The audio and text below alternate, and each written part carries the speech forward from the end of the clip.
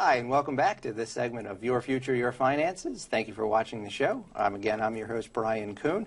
We have a great segment today, a gentleman we've had on the show before, back to talk about a new topic, Ralph Serpe of the Baltimore Community Foundation. Welcome back to the show. Nice to be here, Brian. Thanks for having me back. Anybody who didn't get a chance to watch the prior segment, Baltimore Community Foundation, what do they do? The Baltimore Community Foundation is the community foundation for Baltimore City and Baltimore County. We help facilitate philanthropy in the Baltimore region, and we do so by being a charitable fund administrator. We work with individuals, families, corporations, and helping them to be generous in the most efficient, cost-effective way possible. Mm-hmm. So,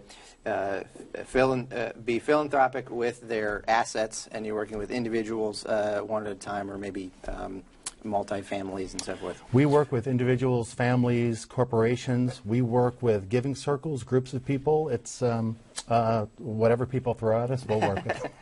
And what motivates people to be interested in the services you provide, or giving? Well, what motivates people with giving? You know, we're talking about your money, your finances, and it's not always tax-driven. Mm-hmm. I think people are first look at need. I think they need to perceive that there's a need. Mm-hmm.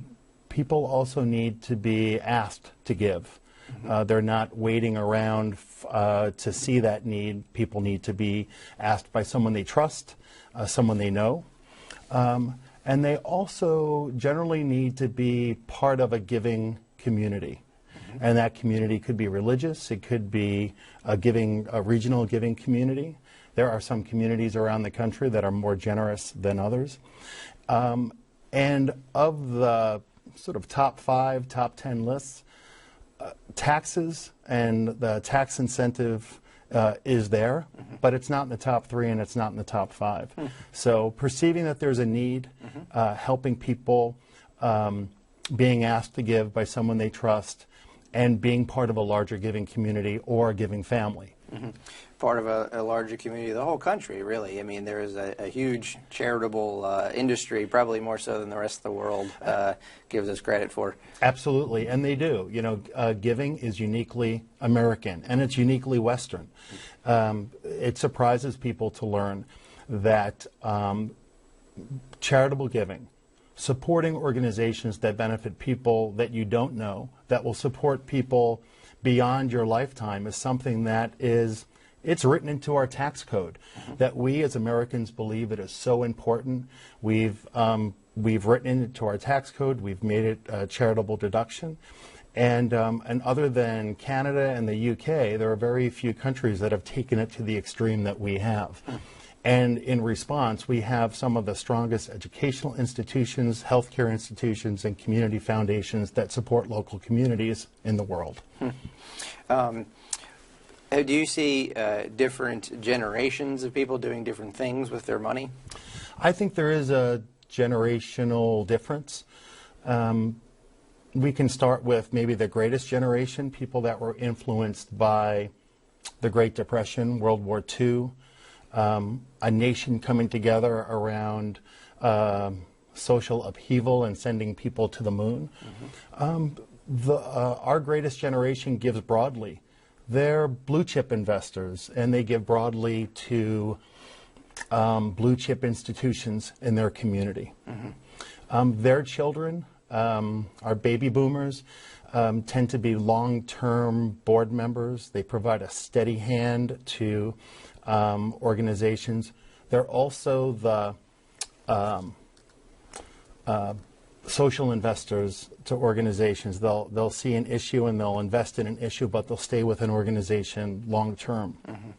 Their children are more apt to do crowdfunding and try to find 100 folks who have the same interest in cycling that they do, mm-hmm. and then get those 100 people to cross the country and raise money for medical research for cancer or another issue and blog about it at the same time. They have the same values. Mm-hmm.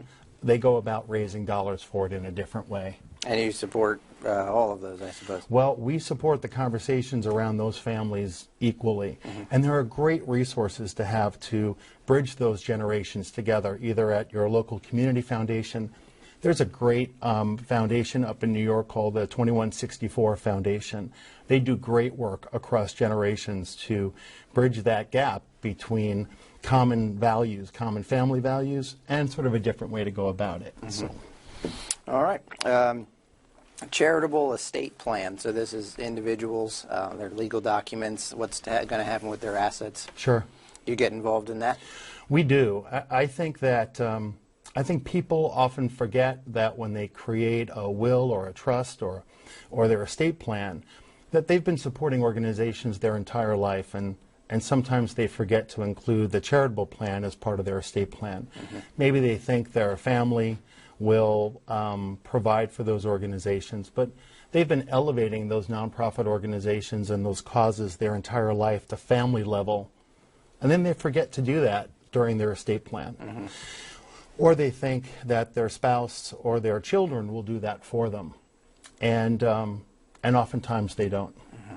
So leaving some instruction for family or including nonprofit organizations in a will or trust is really important. And you know, Tom Rogerson, a great philanthropic advisor, says that if the first time your children are having a conversation about money is at your funeral, I think you waited too long.